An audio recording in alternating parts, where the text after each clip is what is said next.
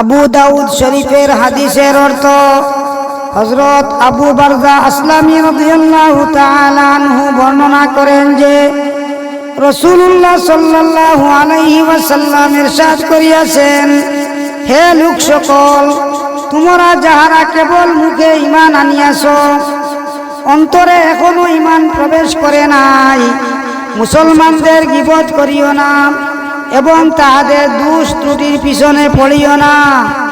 কেননা যে ব্যক্তি মুসলমানদের দোষ ত্রুটির পিছনে পড়ে, আল্লাহ তাআলা তাহার দোষ ত্রুটির পিছনে পড়েন, আর আল্লাহ তাআলা যাহার দোষ ত্রুটির পিছনে পড়েন তাকে ঘরে বসাইয়াও লাঞ্ছিত করিতে পারেন।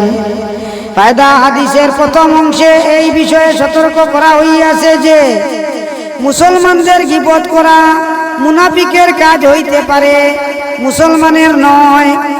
অন্য হাদিসে হযরত আব্দুল্লাহ ইবনে ওমর রাদিয়াল্লাহু তাআলা আনহু বর্ণনা করেন যে রাসূলুল্লাহ সাল্লাল্লাহু আলাইহি ওয়াসাল্লাম ইরশাদ করিয়াছেন, তোমরা মুসলমান দিগকে কষ্ট দিও না, তাহাদেরকে লজ্জা দিও না এবং তাহাদের দোষ ত্রুটি খুঁজিও না।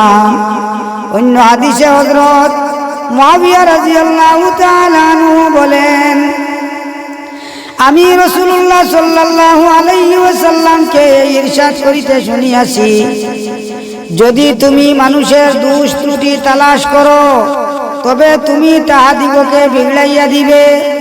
ফায়দা অর্থাৎ এই যে মানুষের দোষ ত্রুটি তালাশ করিলে তাহাদের মধ্যে ঘৃণা, হিংসা এবং আরো অনেক মন্দ বিষয় পয়দা হইবে। ইহা হইতে পারে যে মুসলমানদের দোষ ত্রুটি তালাশ করিলে এবং এইগুলি ছড়াইলে তাহারা জিদে আসিয়া গুনাহের সাহস করিবে। এইসব বিষয় তাহাদের আরো বেশি বিগড়াইয়া দিবার কারণ হইবে।